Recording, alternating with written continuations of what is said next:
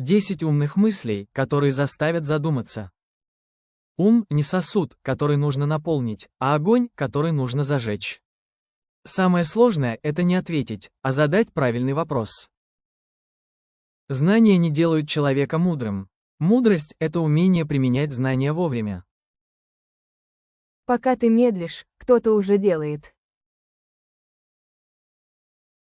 Если ты не управляешь своим временем, кто-то другой управляет твоей жизнью.